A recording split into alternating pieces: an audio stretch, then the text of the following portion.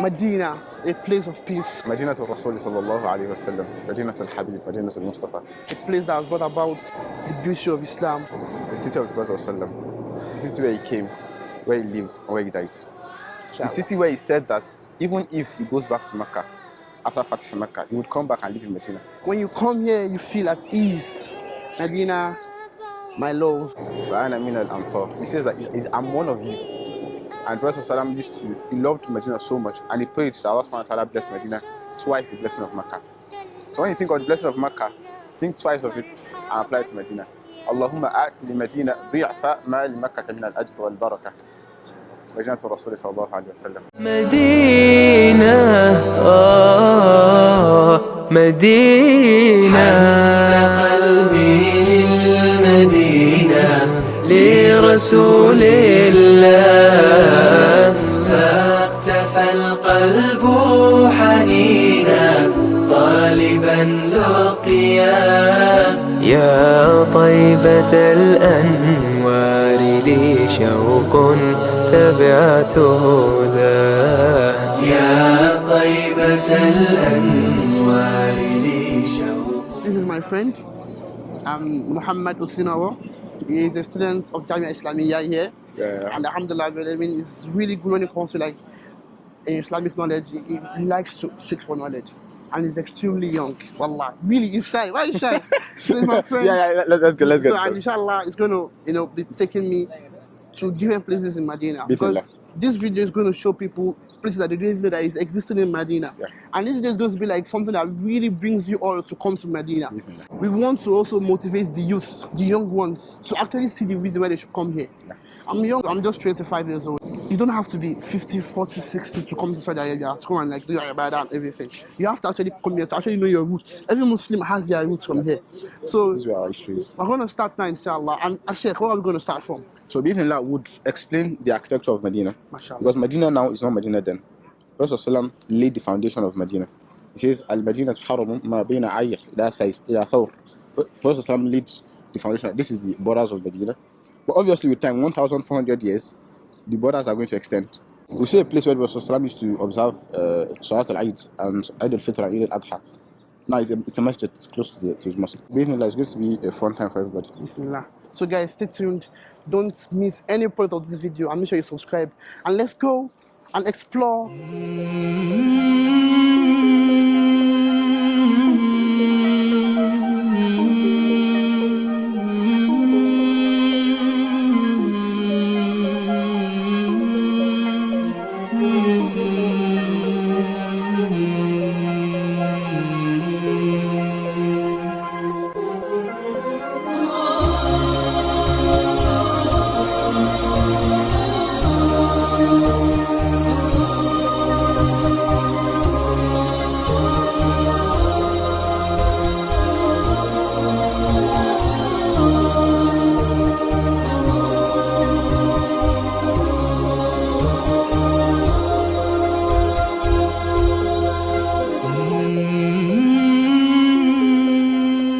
This entrance is the southern entrance of the Masjid Nabawi. So this is the southern entrance. That you have the masjid, you have the musallayat, you have the market. There used to be a market here once upon a time, and that was the market that Prophet Sam told the companions when they first arrived that they should use that place. Told them to use it as a market. They should sell and buy. So the Sahaba used to sell there. But now it's part of the Masjid. We used to even say that if Prophet Salam would come to Medina today, they wouldn't recognize Masjid Nabawi. Wow. Because it has changed so much. And it's a blessing. It's a blessing of the Ummah.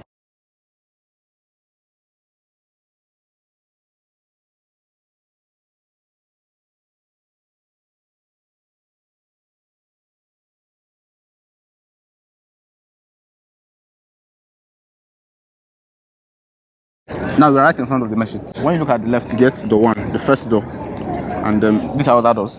And this door one leads to salam to the Prophet Sallam. If you want to say salam to the Prophet Sallam, you go through the one. Right in the masjid, you have classes that are held. You have the library of the masjid.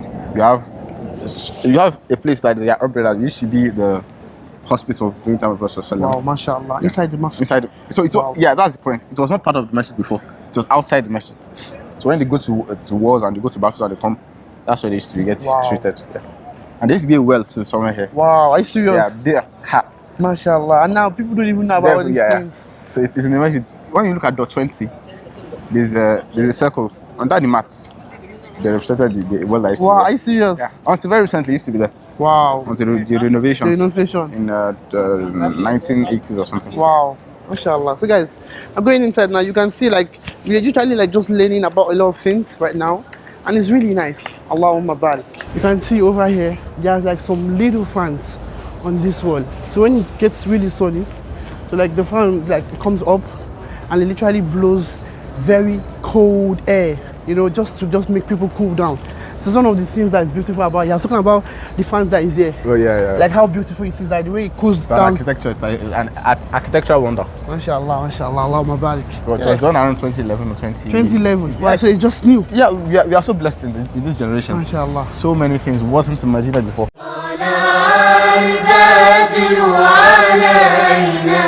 من ثنيات الوداع وجب الشكر علينا ما دعا لله. We're actually currently entering inside the mosque. وافتح يا باب رحمتك. اللهم افتح لي أبواب رحمتك. So that's the dua you do when you enter the mosque. Yeah. So all these places, from all the way to the end, they're extensions of the old mosque. Mashallah. All these places used to be outdoor places during the time of Prophet ﷺ. Naam. And you have halaqat, classes of fiqh and hadith and aqidah. By the left, by the right, you Mashallah. have people here. In fact, the masjid is also a university. Allahu Akbar. It's called Kuliyatul Masjid Nabawi. So people actually come People here. study full time in the masjid. So people come here and learn to like the about Islam for like 4 years and get like a certificate. Yeah, bachelor's degrees. Mashallah. whatever. Inside. Yeah, And is it free or like you have to pay? No, it's free. So far Mashallah. you are a resident, you are a legal resident. Resident in Saudi Arabia. Arabia, you can. So people can travel here and get like a residency and come and study in this mosque. Yeah, على راحتك. Mashallah. على راحتك. You're welcome. We'll be glad to have you in Medina. Alhamdulillah. It's really nice, man. مدينة مدينة قلبي للمدينة لرسول الله فاقتفى القلب حنينا. Yeah, this masjid is not just a masjid. It's like a little community. You have nursing centers. You have a library. We're going to go to the library now. You can go to library through dot 12. Dot 12. Yeah, so it's Take open notes. only very few times. It's not open all throughout the day. We cannot actually like show you everywhere of the mosque because the mosque is actually big. It takes us like hours to show you. So I'm going to do another video inshallah that actually shows you everything that you need to know about Masjid Nabawi inshallah. When you come to Medina and you want to explore and you don't know how to go about it, this brother is the answer for you. All you need to do is just contact him. I'm going to put his contact on the screen right now. Contact him, and also you can also click the link in the description to send a WhatsApp message to him. And it's multilingual as well. If you speak Arabic. Yeah, Arabic, speak Hausa, English, everything. Just send him a message, Yeah. and he's going to show you everywhere you need to go. You know, and it's not free. Please, guys, you have to pay. He's a student here, so he needs whatever he can get by. So don't come and meet him and start asking him that you have to pay him. He's my friend. So when he's my friend, you have to be good to him. Guys, be good to him. Cleaning is currently going on in the library, so it is it's demarcated, it's locked till So- later. So we won't be able to go to the library. So in the video where I'm going to talk about the mosque, Yeah. you'll get to see the library in that Inshallah. video. So from dot 10, 11, 12, you can get to the So library. this is dot 10. This is the 10 here. The 10. And you can also pass through the 12 as well. Yeah. But it's a big library.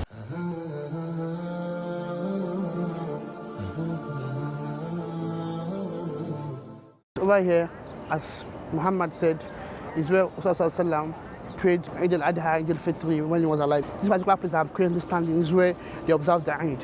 And also Abu Bakr radiallahu anhu, Umar radiallahu anhu, Uthman bin Affan and Ali radiallahu anhu, they also prayed Eid here when they were Khulafa, leaders of the Muslims after the demise of the Prophet Sallallahu Alaihi Wasallam.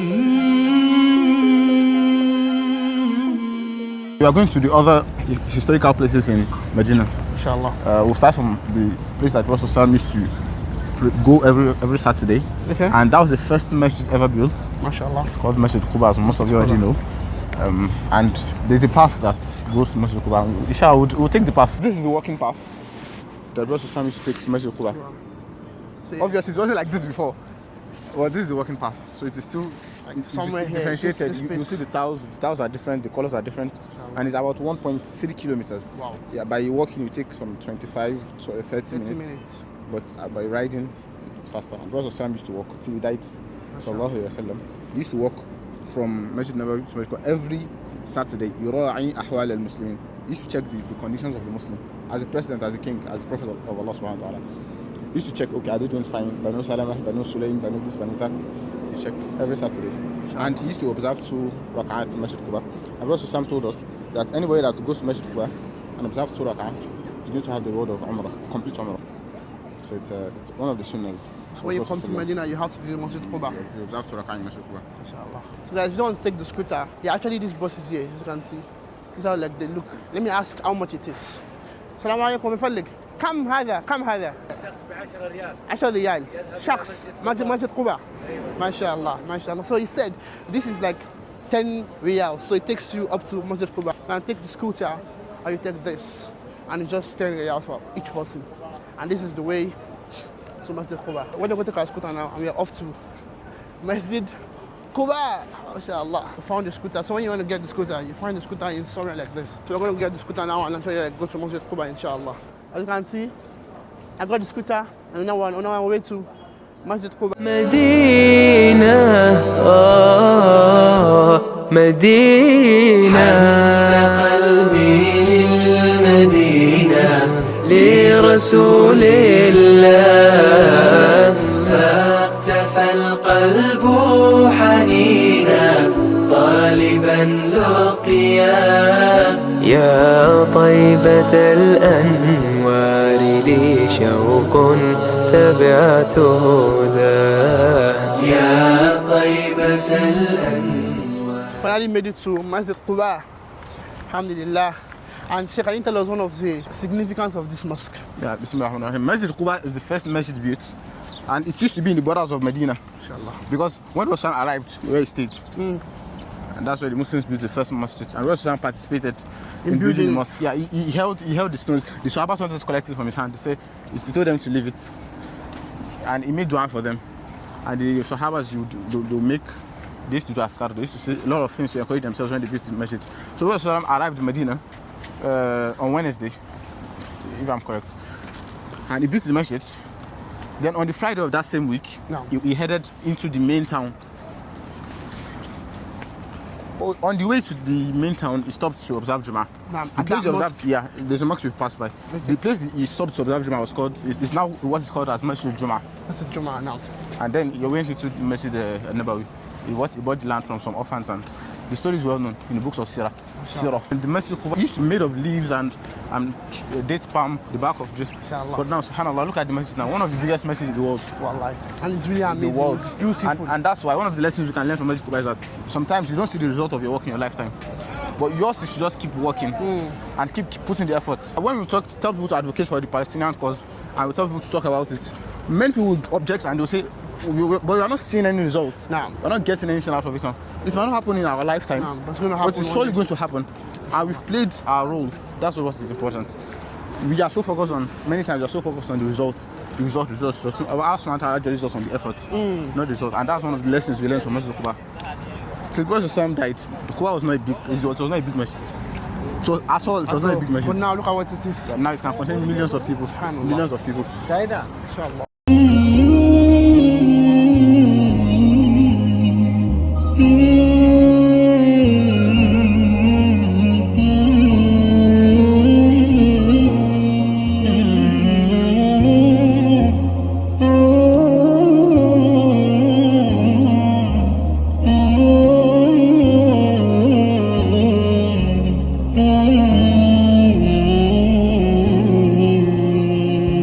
Came to Medina, he didn't have a house to stay. So the Sahabas were fighting to host the Prophet. The Prophet stayed in the house of Kulthum ibn Hadm.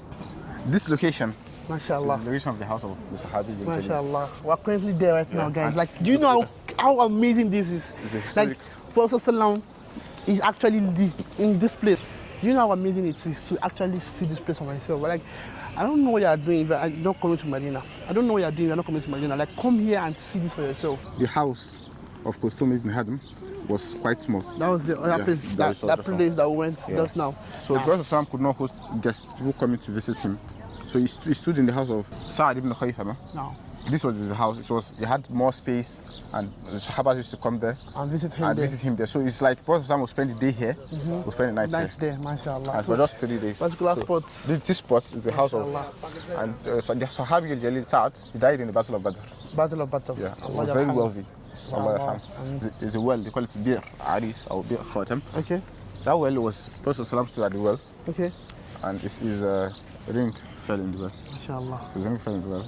That's why it's called Bir Khatam. Bir Khatam. And it's also called Bir Aris because Prophet was standing, Prophet used to just stay in the well to get fresh air. So you now look at Abu Bakr. To Abu Bakr, you are a person of Jannah. Mashallah. At that particular area. At that spot. You looked at Umar, told Umar, you're a person of Jannah. Allah Akbar. You looked at Uthman, give him like titles also, you're a person of Jannah. So هذا المكان الذي بشر النبي صلى الله عليه وسلم فيه أبا بكر وعمر وعثمان أهل البشارة الجنة. بالجنة. ذلك يقولون العشرة البشرون بالجنة. This was when they got their Bishra of Jannah. Bishara of Jannah. Mashallah. So for the theory of the companions, as we as Muslims, we don't joke with these companions. No. They have the certificate of Jannah while being alive. So we don't, anybody that like says bad things about them. We should question their iman. We should question their faith. Here is the well that Prophet ring fell into. You can't find the well there anymore. It's now closed, but you can see like this sign there. It shows that the well was here. And then you can see over here, it's written here. You can actually pause the video and look at watch this. Assalamu alaikum. MashaAllah. Where are you from? Pakistan. Pakistan. And you? Pakistan. Pakistan. MashaAllah. Lahore, Islamabad. Faisalabad. Faisalabad. Faisalabad. MashaAllah. MashaAllah. Lyle Port. Me from Nigeria. MashaAllah. Naam. MashaAllah. Nice to meet you too. Inshallah, because here this August, inshallah, I have the plan to actually come here with like 20 brothers, inshallah. This August, inshallah. So if you're interested in coming here with me this August, send a message to me through the contact on the screen, inshallah, and let's make it happen. And you get to know about the prices and a lot of things that you need to put in place to be part of the people that will be coming here with me this August, inshallah. It's not free, it's a paid journey, inshallah. May Allah make it easy for every one of you to come here and see all this for yourself. Like, it's really an amazing one. So we're going to other locations right now, inshallah, and I'm going to show you other places in Medina. Sheikh Muhammad, please, where are we going next? Yeah, we're heading towards Qiblatain. It's called Qiblatain because it has two Qibla, Jerusalem and Mecca. The place where the Qibla was changed officially is Qiblatain.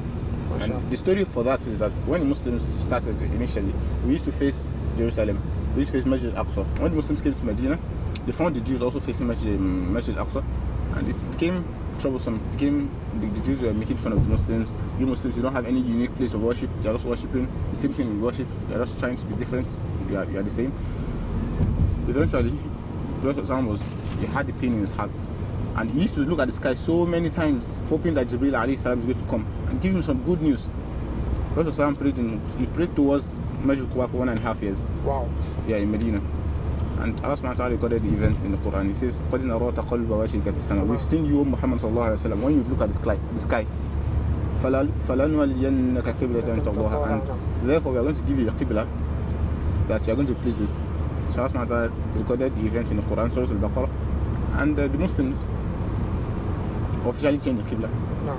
And that spot is called Qiblatain because there are some Muslims from Banu Sulaym. When the ayah got revealed, it was revealed in the morning. Some Sahabas were present with Prophet ﷺ when the ayah was revealed. So they knew about the change in the Qibla, but people in the outskirts of the town and people of Banu Sulaym, it's a tribe, they lived in that area. So the Sahaba was going to inform them either Salatul Dhuhr or Salatul Asr. He saw them praying towards Masjid Aqsa, which is Jerusalem. So he told them that the Qibla has been changed. The Qibla has been changed on Salah. So, and they changed, Yeah, and they changed. while they were praying, 180 degrees. wow. In fact, I would, inshallah, when we get there, you're going to see the old Qibla and the new New Qibla. Qibla, mashallah. Assalamu alaikum wa rahmatullah. Alaikum assalam wa MashaAllah, rahmatullahi this is our Jabba taking us to different places. Now, اسمك جمال. ما شاء الله مصر. أبو من أحمد. مصر أبو أحمد ما شاء الله. كم أولاد عندك؟ أنا عندي 4 أولاد. 4 أولاد. زوجة أو زوجتين؟ ولدين وبنتين. ما شاء الله. لك زوجة أو زوجتين؟ زوجة إن شاء الله إن شاء الله. في المستقبل إن شاء الله إن شاء الله. هذه الزوجة الثانية إن شاء لا تكمل سنة عقبة إن شاء الله. الله. إن شاء الله سبحانه إن وتعالى. شاء الله لا قوة إلا بالله. الله يتقبل منكم. آمين آمين آمين.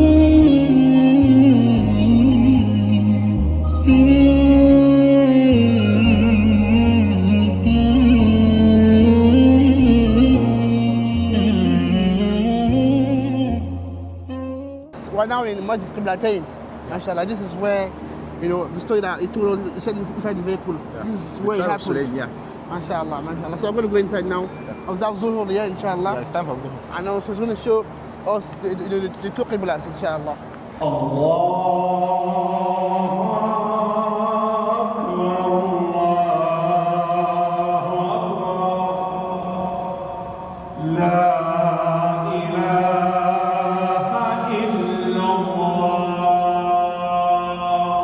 So this was the former Qibla before, right? Yes. This was where they used to face. So this was where like they were facing. True. Then, when the Sahaba came, mashallah, so they now turn here over here and face this Qibla. Jerusalem is this way. Mm-hmm. Mecca is this way. Mashallah, Medina is in the middle. mashallah, That's what mashallah. it is. Yeah.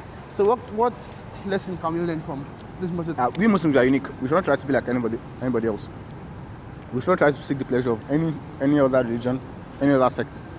As Muslims, we have our own identity, which is Islam, and we should take pride in being Muslims, even above our nationalities, even above our tongue, even above our skin color. That's very important, because you have Muslims now that seek the pleasure of. They want to just blend in. As Muslims, Allah has made us وَكَذَلِكَ جَعَلْنَاكُمْ أُمَّةً وَسَطًا. Has made us the best. Wasat in Arabic language doesn't only means middle; it means the best. Wasat in the Arabic language also could also mean the best. So we've made the best. Allah Himself declared us to be the best.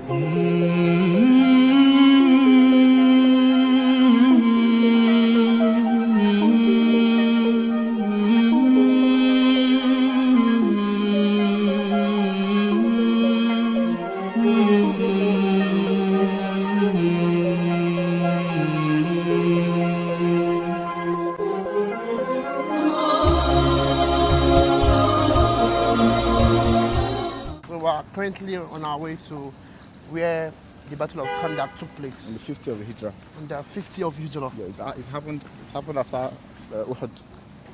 After Uhud, Yeah. now. Even though Uhud was not a win for them, even though it was a loss for the Muslims, it was not a win for them. So they wanted to just attack the Muslims all out. They rented machineries, paid machineries. Now, They got a fan tribes up north. They paid money for them, and they told them to join the army of Quraysh. now, Banu Qatafan, Banu different tribes. now. So they 10,000 10,000 people like warriors, non-Muslims. unheard of. Inshallah. Muslims, it was going to be a suicidal mission if the Muslims were to face them. Face them. The Prophet Sallallahu in his wisdom, he sought the opinions of The the Sahabas. Sahabas. Salman and Faris. So Salman al Farisi gave him the opinion that they should dig a trench, because he's from Persia, and Persia they had this way of defense where they create, and they create a border that is not, you're not able to cross. You know, those times it was like horses and Yeah. camels. So when you have a big hole, the camels will not be able to pass. Yeah, And if they want to even pass, they have to pass one by one. yeah. Then they'll get They'll be get killed defeated. like Yeah, that. they'll get killed. Yes. That was the plan. MashaAllah. And it worked out. Yeah, it worked.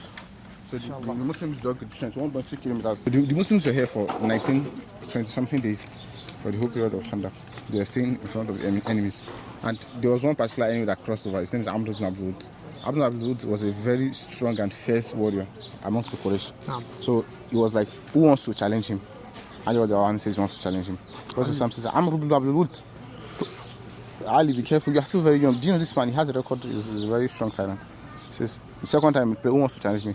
Ali Wadawani says, I'll challenge you. The third time he said it, and Prophet Sam gave him the permission. I was going to be with you. And Ali Wadawani killed Amr ibn Abdul Wud. It changed the faith, it changed the morale of the Muslim, and changed the morale of the Quraysh. This is called Al-Fatah.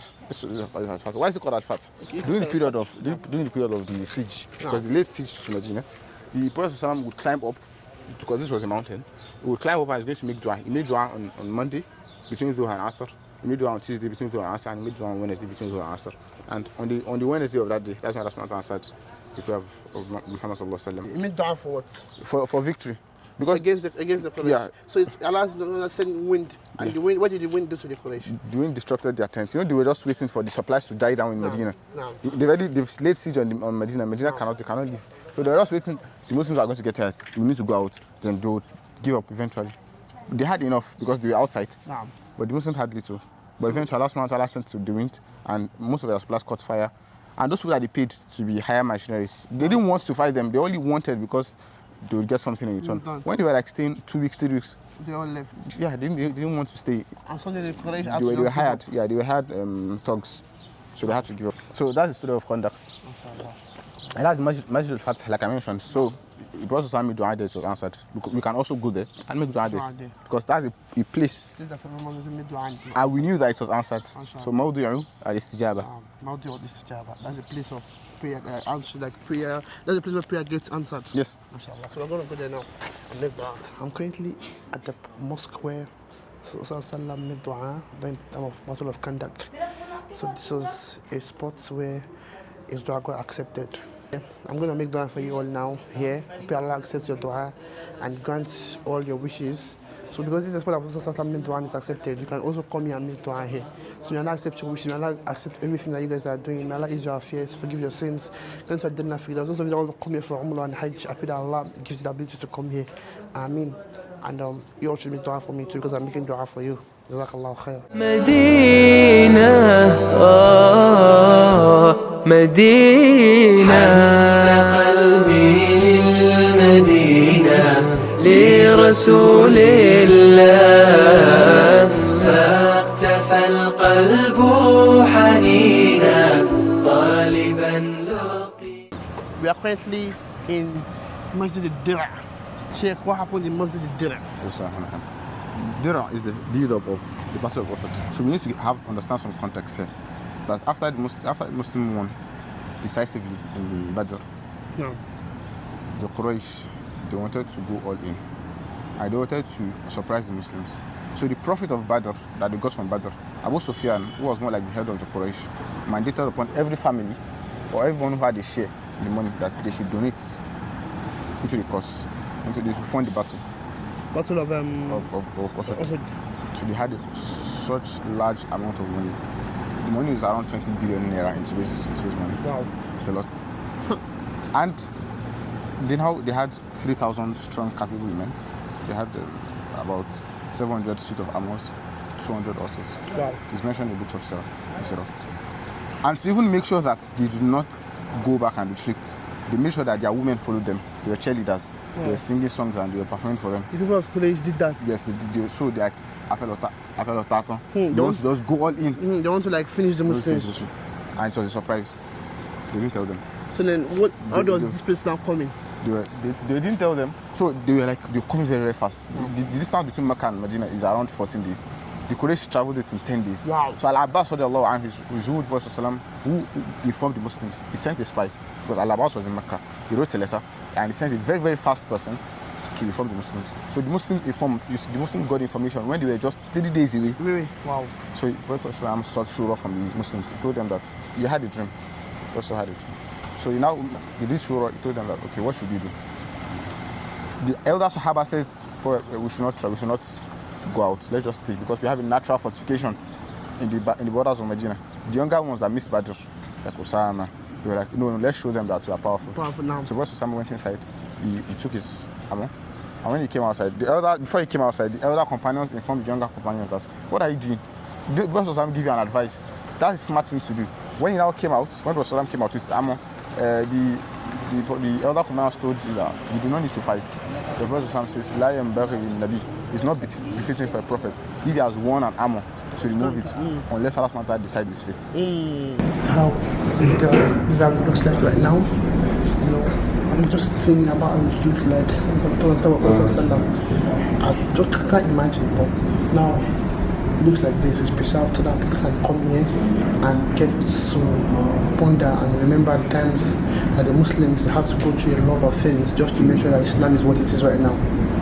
May Allah bless the Sahabas and the ones that fought for Islam. And also, Allahumma salli ala Muhammad wa ala Muhammad kama sallayta ala Ibrahim wa ala innaka Hamidum Majid. Allahumma barik ala Muhammad wa ala Muhammad kama barakta ala Ibrahim wa innaka Hamidum Majid. Now, this is really quite nice. I'm glad I have the opportunity to experience this. Umar ibn Abdul Aziz, when he became the governor of Medina during his time, he made sure that any place that had a significance related to Prophet ﷺ, let's build a mosque there. So people don't just turn into their houses and boreholes and parks and markets. A mosque is still going to even make this. Just make us remember all these significant Yes, places. and it's one of the most amazing things we had in this because it will become just like any of the houses you can see here. If this wasn't made into a masjid, this will become maybe a playground, it will become a shop, it will become maybe somebody's toilet. Now, And it's not befitting. We want to relieve the Sirah. We want to relieve the Sirah. We are going to head to Uhud together. Now. So let's imagine that we already decided that Prophet has told us, we are part of the Sahabas. Prophet has told us that we are going to go to Uhud. and actually like go and fight the people of Quraysh. مدينة مدينة حن قلبي للمدينة لرسول الله فاقتفى القلب حنينا طالبا لقياه يا طيبة الأنوار لي شوق تبع Currently at Uhud. Yeah, we've arrived at the battlefield. Yeah, you want to come and fight the Quraysh people right now. That's what we're going to do right now. MashaAllah. So Sheikh, tell us the story of So what happened here.